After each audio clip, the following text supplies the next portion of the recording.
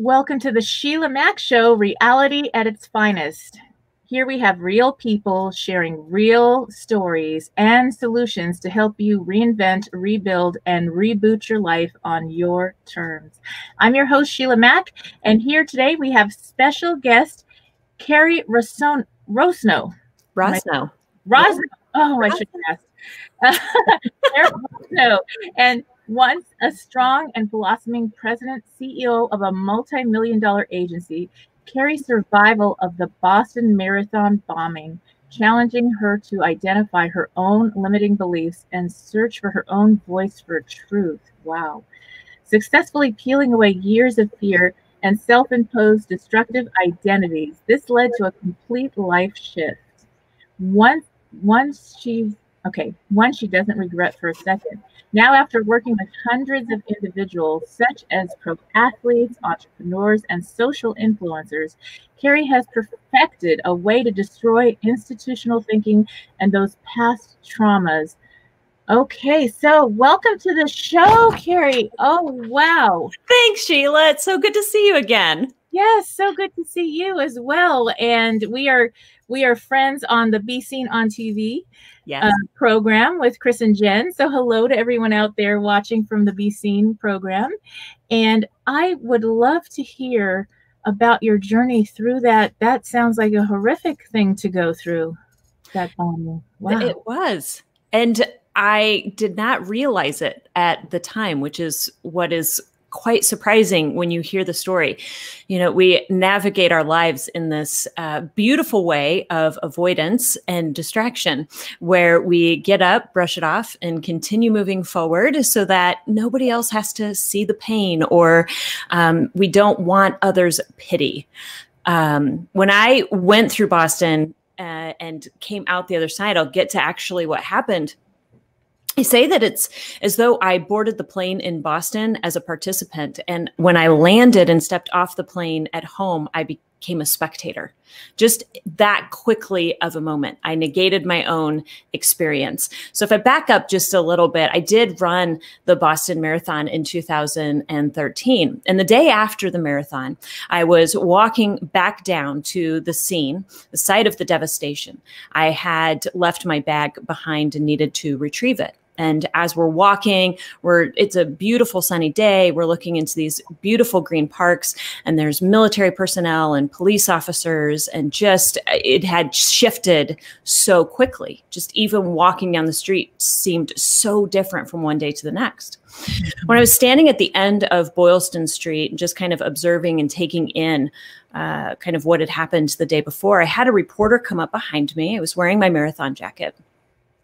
And he tapped me on the shoulder and he said, I want to ask you a few questions. Can you tell me about your experience? Can you tell me where you were when the bombing happened? Now, I never looked at him. I only caught him out of the corner of my eye, because there's a voice in the back of my head in that moment that said, it's not your story to tell. And I turned and I walked away.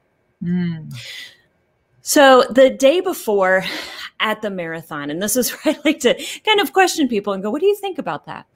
I had run and started off at a great pace, was set to hit my goal of requalifying to come back to Boston the following year. But about 18, 19 miles in, my body started to shut down and I was cramping, my pace slowed, but I made it to the finish line. And I always made myself a promise before I got there, I'd buy the jacket, except for you couldn't wear the jacket unless you crossed the finish line. So no matter how much pain I was in, I was going to hit the goal. I was going to do what I needed to do. So I did. I rode the wave of cheers through the end of the marathon and crossed the finish line. And as I did, volunteers could very quickly see that I was in need of attending to. And they came over and wrapped me in the warming blanket, ushered me into the medical tent. I was in there probably 20 minutes, and volunteers had attended to me, checked my vitals, knew that I needed some fluids, maybe some nutrients. And as I went to sit up, I was awaiting them to come back. As I went to sit up, I heard this loud boom, like a cannon had gone off. Well, this is All Saints Day in Boston. So this is a day of celebration. And I'm thinking, did the game just get over? Like, what's happening? Is this what they do to celebrate? And as soon as that thought came into my mind, and before it could even leave, the world shook. The ground shook, the tent shook, everything felt like it was going to crumble out from underneath me. And that sound happened again. Except for this time, as I looked up and I caught the eyes of one of the volunteers, it was unspoken. You just knew. You just, in that moment, we knew a bomb had gone off. So I tried to gather what's happening. Your fight or flight kicks in. They start bringing people in who have been injured. I mean, this is so fast that all of this happens. And so I'm seeing the injured be brought in, and I look at the volunteers. I have no idea where my family's at. And I said, I'm fine. Attend to what you need to attend to. I have to find my family. I'm fine. And so I left the tent and I looked to my right, and it was an empty street, buses and tables lined up, but there was nobody. Then I turned and I looked to my left, and I'm just starting to take in the scene of the devastation. And what I call yellow jackets, these volunteers, this line of people start coming up behind me, and they start chasing me, and they yell, "Run as fast as you can. Run." And I turned, and in this state of fight or flight like I have never experienced before, I ran for my life. I had no idea what they saw or what they knew that I didn't know. I took off and I ran for my life. And I didn't stop until my body completely gave out. And then it took quite a bit of time for me to be able to locate my husband and my family. The question I always come to after I tell that story is, well, so did I have an experience? Right? Yes. That's what we do in our own lives. You can tell the story or have the conversation and say, this is what happened to me. And other people go, oh my gosh, wow, how did you? And you think, but somebody had it worse. Yeah. Right? Somebody had it worse. And it wasn't until I came home, I stepped back into my life immediately. Like I say, I stepped off that plane and I became a spectator. And I watched the news with my staff. They all rallied around me, and we watched the unfolding of, the capture of these two gentlemen. And we turned the TV off, and I went back to life. Well, that went on for, 3 to 4 months, perhaps. My husband says it was much faster than that, before illness started to overcome my body. And I became completely debilitated. I would have migraine headaches is how it started. My muscles would cramp up so severely that my children would have to manipulate my feet so I could move. I had minor seizures as I was standing. I would black out. And then it got to a point where I was really very bedridden ill, though nobody knew. I went to specialists and doctors and really tried to uncover what was going on. And all along, they just kept saying, you're depressed. We think you're depressed. They would check my chart and look at my vitals and ask me a couple of questions. What seems to be the problem? Oh, well, we can't really find anything wrong. So we think you're depressed. Well, I kept searching, and I ended up, I believe it was an immunologist. I looked up specialist. I was trying to find somebody I hadn't been to. I'm looking for an answer. And I walked into his office, and I sat down in his exam room. And he said, are you a runner? Looks at my chart, checks my vitals, but asks me a question. Are you a runner? And I said, yeah, I am. And he said, I don't feel like what I do can help you or benefit you in any way. You really don't fit into my scope of practice. But what I can tell you is you're not depressed. I've never known a runner who's been depressed. And it was in that moment that I realized how I had lived my life in such a way that I negated me within the experience of my life. We tend to ignore ourselves or hide ourselves in the identity. I call it the charts and the vital signs of life.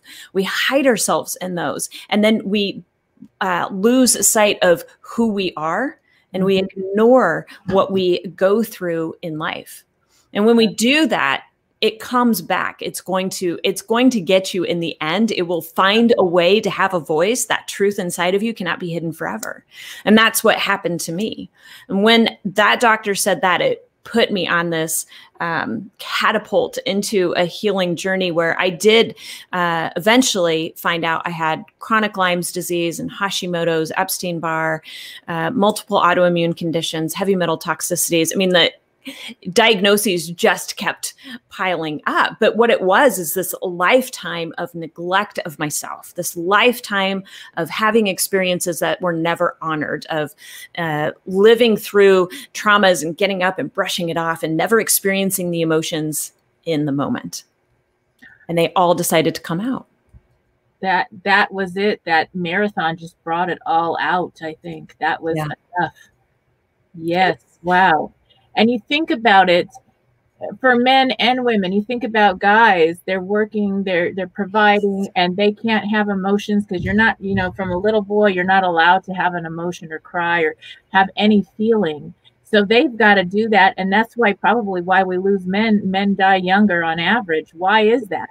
Right. Is it guarding this stress and being able to express our emotions and figure things out and actually talk about these things openly? Right. For moms, women, we're always like, we put everybody else first, everybody. And then it's like, oh yeah, me. I mean, that's right. I exist. I mean, I have 6 kids. I adopted three of my own, you know, and I'm raising these kids and I'm running 5 gift stores and working and getting everybody to all their practices. I had charts to keep track of things. I remember there were mornings where I got everybody, it was picture day, and I got everybody's hair done and everybody was neat and clean. And I get in the car and I looked in the mirror and I was like, oh my God, I forgot to do my own hair. I was like, okay, quick, fix it before we get in the carpool line. And so that's what happens. And it's so easy to do. And I think the other thing that happens is when you go through a traumatic experience and other people can't relate, they don't know what to say. And, you know, there's that thing about laugh and the whole world laughs with you, cry and you cry alone. That's some truth sometimes. And so it's finding those people, those peer groups, or getting into support groups when you're going through something where they can relate and you can talk about it there in a safe space and not talk to people that maybe are never going to get it. Yeah. And hopefully they never have to. Mm-hmm. You know, and when they do get it, it's like, oh, I'm sorry I wasn't there. Now I realize, but it's like a bit late, 5 years, 10 years later. Right. So yeah, so that happens too. Mm-hmm. That is incredible. So, you know, that's something, if you're listening today and you haven't given yourself time, even this year had its own trauma, grieving. Lots of things have shifted and changed, and we may have all been, to a certain extent, just keeping up with all the changes and not giving ourselves the time to feel everything and honor the feelings that we had during this.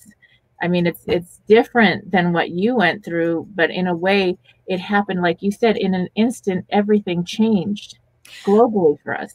Well, and it's this we all have an experience in every single moment. So even my husband had an amazing experience in Boston, though he wasn't as close to the bombing as I was, because his wife was involved and she was close and he didn't know where she was. And my kids had an experience because they're at home and they're witnessing something on the news, and my friends had an experience. Like, we have to understand and honor the fact that no matter where we are within the trauma that's happening, there is an experience that we are having. And it's okay for you to have an experience. I know, as I've worked with people through this pandemic, part of it is just sitting back and saying, it's okay. It's okay that I woke up and I feel like crap today. Mm-hmm. That the fear feels like it's sitting on top of me, or I have so much anxiety around it. It's okay. And that's like the first step in all of it, is just acknowledging it may not look like the guy next to you. I wasn't injured, I wasn't hurt, and I didn't lose somebody. Right. But I had an experience within that. And I think that's the thing that we tend to set aside, because we don't understand our own value and worth in this world. You know, I watched the documentary that they did on Lance Armstrong earlier this year. And one of the things that stuck out to me is he said, I never realized it was a big deal. I never realized the impact that it had on himself or on the people around him, right? We don't understand our own worth as it pertains to the world. And when we sit in these positions of placing everybody else before us, this people pleasing or making sure everybody else is taken care of first, then we kind of diminish our own value. Right? It becomes, for me, when my children were younger, I was up first thing in the morning. I picked up 75 times after them throughout the day, did the job, made the meals, and then collapsed in bed at 10:30 at night thinking, I should take a bath. I should do something. I'm exhausted. I'm exhausted. And what that said about me at that time is that's how little I valued myself. And it's something we have to learn or relearn. And it may be the value that people put on, maybe it's different for men and women. Also, in a certain, like we are as moms, we're expected to do all these things. The house has got to be clean, and we've got to work, and we've got to get the kids looking beautiful and going to school and all this stuff. And we got to look good, and and it's like, who made this list? Who made this rule? You know what? If they don't like the way the house looks today and I just went through something, they don't get to come into the house. Right? Stay outside. Or you can come clean it yourself. I'm good with that too. Yes. It took a long time to get there. It is like these unwritten rules that we have in society that are so strong. And so easy to fall into. I mean, that's so the other part of the story that I tell people is I stepped back into this life. I had checked all the boxes. So prior to 2013 and really up until last year, but prior to, I owned and ran a multi-million-dollar marketing agency. Married and kids, had a house in the suburbs, custom built home, church. I did all the things. I checked every single box. I did everything that society told me to do. And here I was in my late 30s, and this question would come up on occasion. I never truly gave it a seat at the table because I was too comfortable, and this is what it's supposed to look like. But this question would come up of like, is this it? Is this everything that I thought it was going to be when I did everything I was told I was supposed to do? Like, this is what I'm going to do for the rest of my life. And so it was that in combination with everything else. I had lost myself in the identities, the expectations of people, the obligations of culture. Like, who are you in this? Yeah. Right. You're right with as mothers, you have this expectation. Well, I was the breadwinner in the home and I traveled a lot and I didn't meet the, list of what a mom is supposed to look like. And there was a lot of guilt. There was a lot of pressure and perceived judgment from society because of the way that I ran my life. But that's what worked for me. And it's this understanding of you have choice and you have the ability to design and devise the life that you truly want. It's just peeling away the crap, the things we've been taught, what society has told us everything is supposed to look like. Yes. I mean, just think about moms give each other such a tough time. If you are not fitting the role, oh my gosh, I had my youngest son at this private school because it worked with the schedule for running the businesses. And the mom said, come to the moms group. They were all wearing dresses. And they said, well, you're just evil if you're not wearing a dress. And I was like, oh my freaking goodness. Are you kidding me? What year is this? I mean, I was like, I gotta go.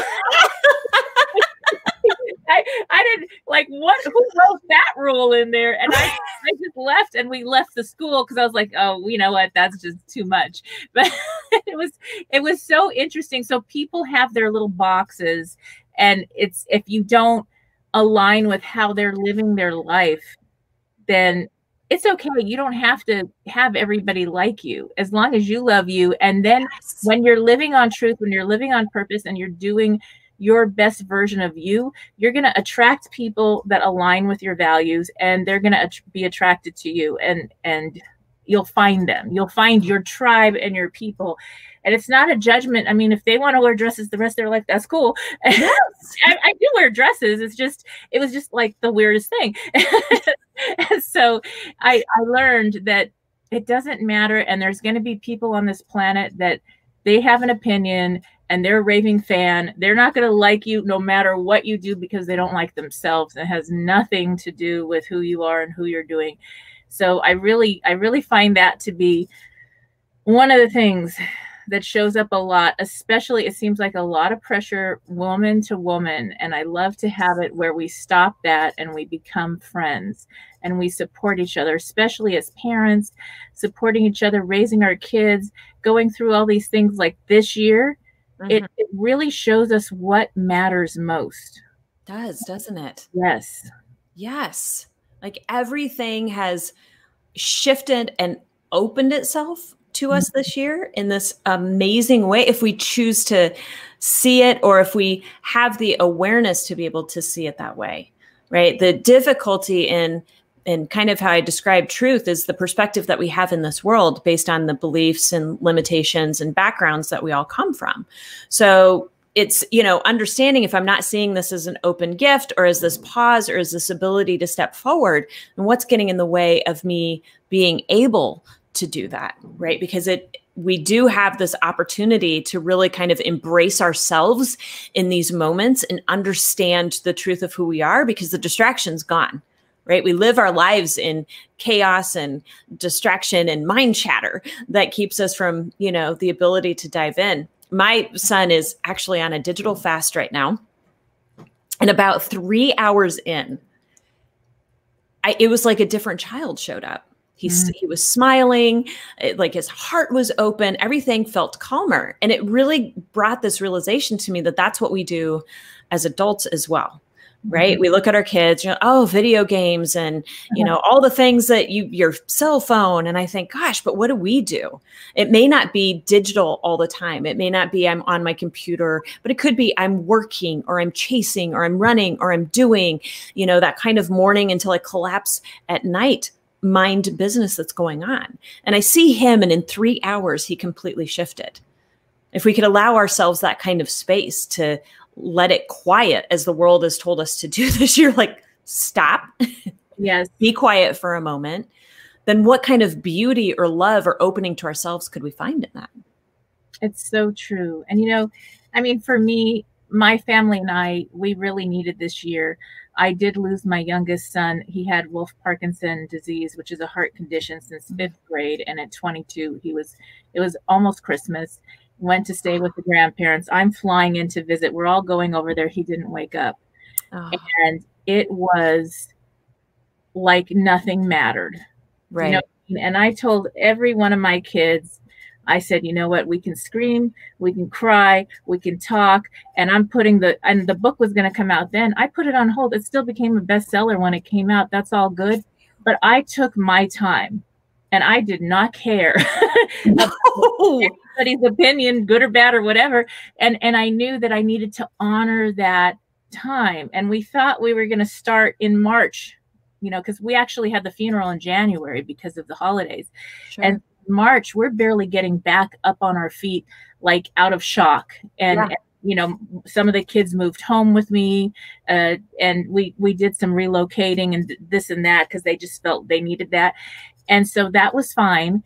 And we were just, okay, now we're going to go to school and work. And then COVID happened. We were like, holy smoke, what is this?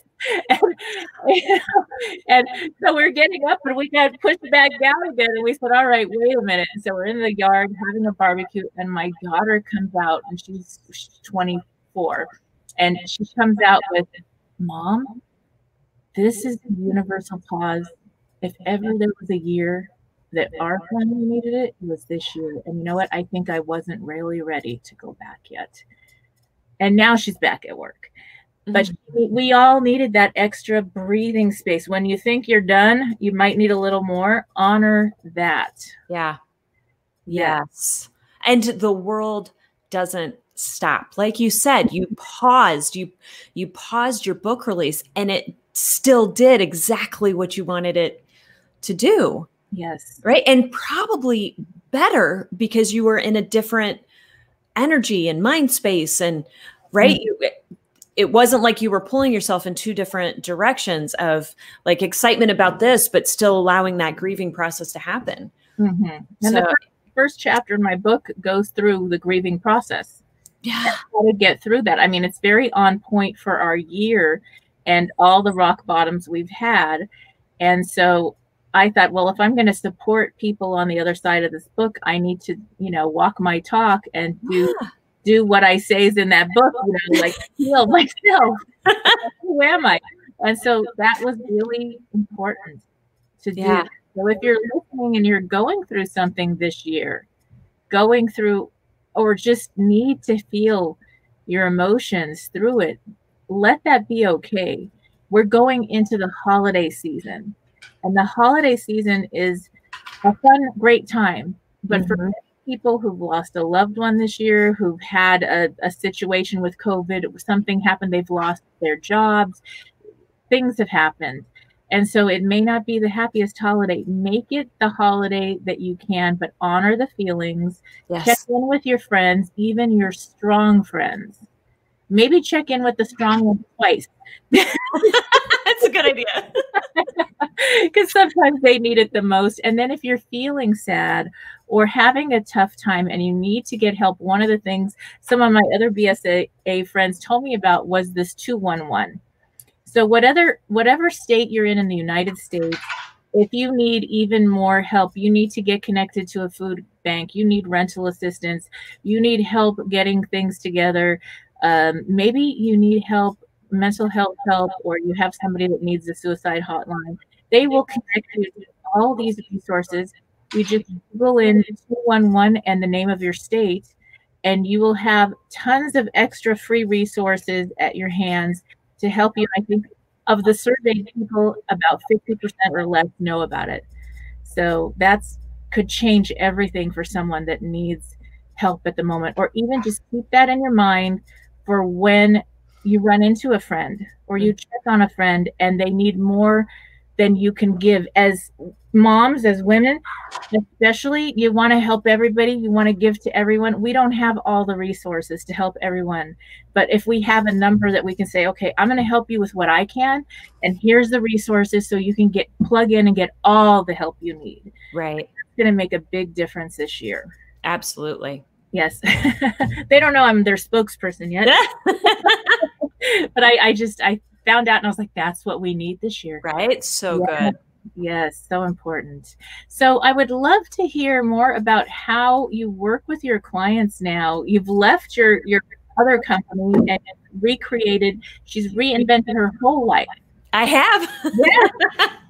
I have. It's been the most beautiful experience when you take that opportunity to sit down and to honor and understand where you've been, kind of how you got to where you are, and start peeling away the things that we've picked up throughout life. Then you really have the opportunity to align yourself so that you can move forward with what it is that you truly want. So I have overcome all of those illnesses that happened within, about 3-4 years, I think, when I finally had overcome all of that. And the key for me was really understanding, like we talked about, how this lack of worth or understanding my significance in the life that I had, that, and then the tragedies that were never acknowledged, how that kind of overflowed the bucket. And so I eventually ended up selling that company at the beginning of last year, which was amazing. And it was an easy, beautiful process that I went through. And now I really help women-driven leaders to discover that truest desire that sits within themselves, to start to peel away kind of when you have that, I feel like there's something more, Or, gosh, I knew when I was in my 20s, I had so much possibility. And this is kind of where I ended up. Or this boredom, feeling like something's just not sitting right. That's really where I help to dive in.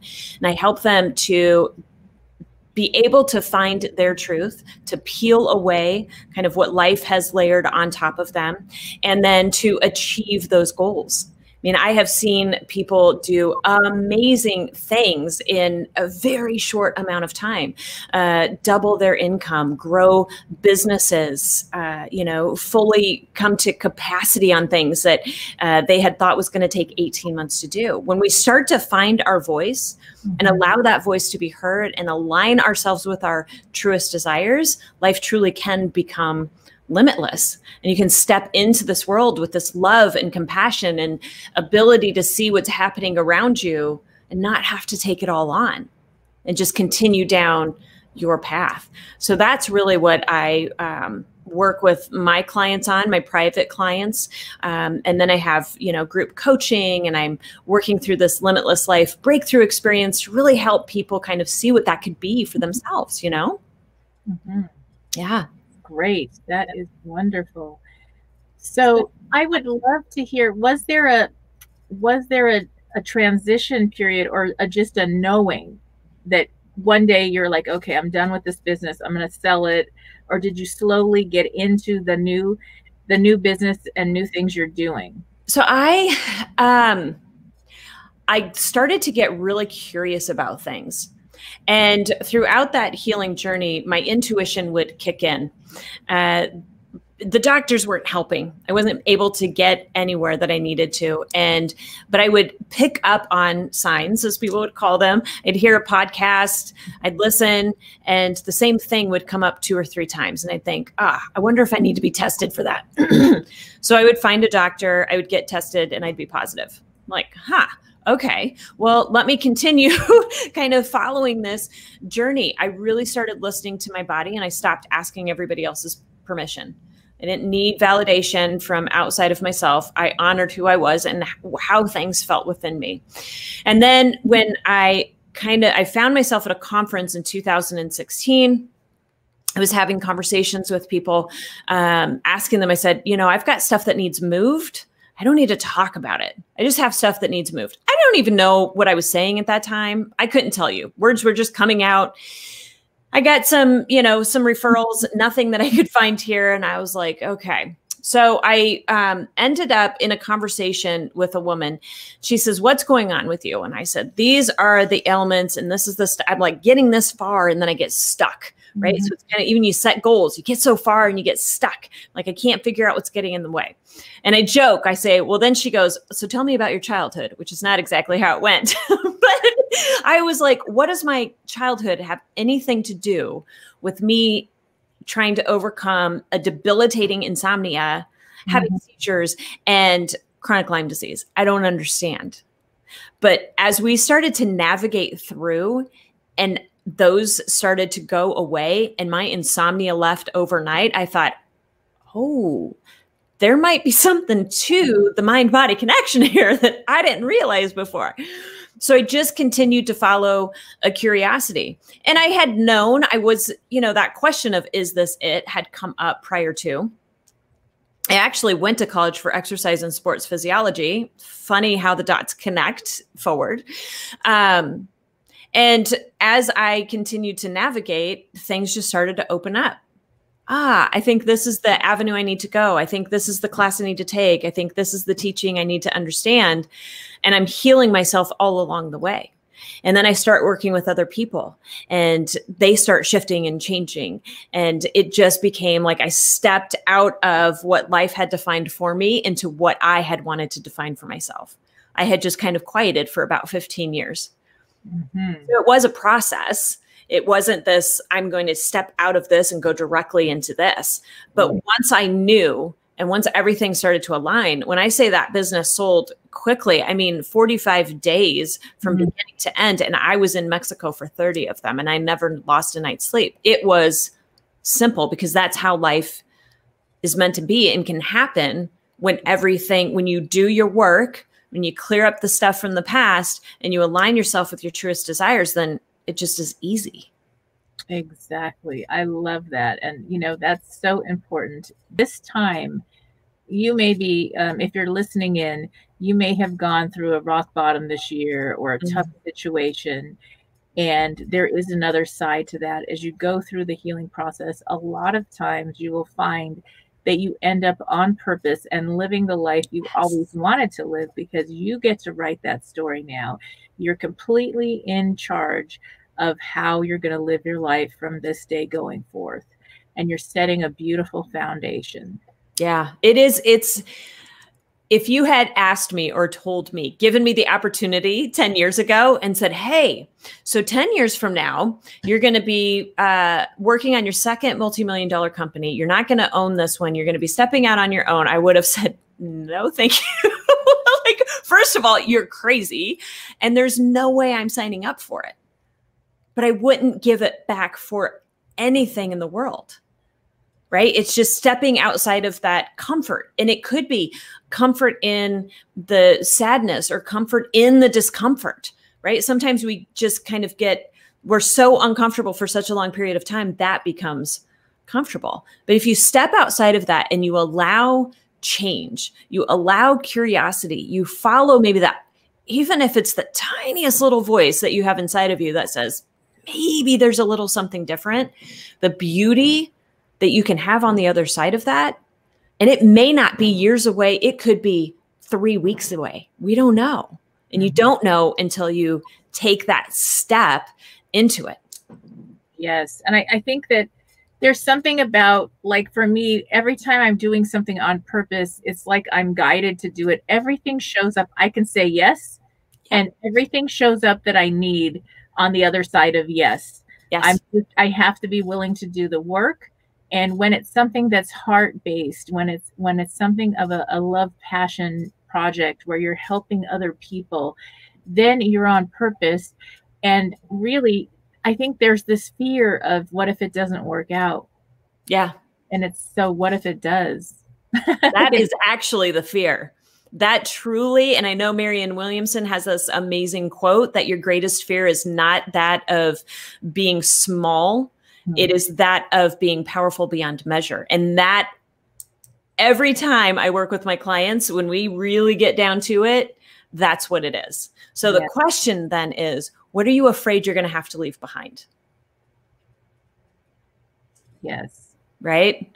So if you can work through that, then you can kind of take that step into the future, into this path that's opening up. And when it's easy, the universe is going to just continue to support you along that process, because things that we're meant to do are going to come easy. If it's a struggle, that's when I start to question. This is way harder than I thought it would be. Okay. Why is it harder? Because it should be easier. That's when I might do a tweak here or there.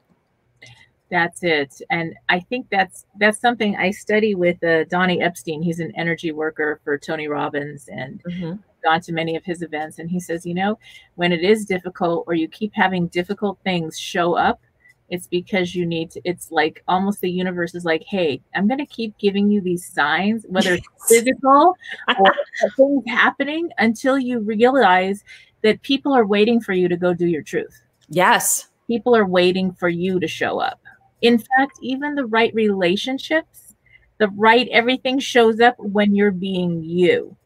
Yes. Yeah. How can you be in a relationship with someone if you're pretending to be smaller than you are? Yes. It's never going to work. It isn't. Yeah. And so when you show up, that's when all the blessings and gifts show up. Yeah. And it's showing up as you. Like 100% you, in the truth of you, and having your voice, as opposed to picking up the opinions or expectations of other people and kind of carrying those forward, because it is sticky when you do that. Everybody's got an opinion. Everybody's going to tell you which way to go. You have to follow what it is that you truly desire, and what your voice says that the company should look like, or that the business should be, or that relationship should look like. It's your voice, not somebody else's. And then you're right, everything just shows up. And I think this year, the universe is even trying to tell us that. I mean, with our universal pause, they're like, we're going to make you wear a mask. until you're ready to take all the masks off. All the masks of what we're supposed to do and just be you. And it's like, yes. we walk out of the grocery store, we have to wear a mask, we just pull it off like we're out. Right. And so it's that. And it's like we're practicing taking the masks off because nobody likes, I mean, we're wearing them to honor other people, to follow the rules, whatever we need to do where we live, you know, depending on what state you live in. And yet it's almost reminding us, just be who you are and take all those other masks off. They're not very pretty. Right. That's so true. So true. Your ones aren't so good. I mean, there's still a mask on your beautiful face. So just be you. Yes, it makes all the difference. Yeah. Wow. Well, we are coming to the end of our interview time. So I would love to have you share with the audience how they can get in touch with you, join your programs, and learn more about what you're doing. Well, you can find me. I am under Cari Rosno pretty much everywhere. And I know you've got the spelling here, so I won't go through that. But Instagram, Facebook, my website, all is under Cari Rosno. The Limitless Life Breakthrough Experience, you can find that on my website as well, or just by looking that up. So there's a lot of different ways to get in touch with me and to work with me. All right. Thank you so much. We'll be back after these messages.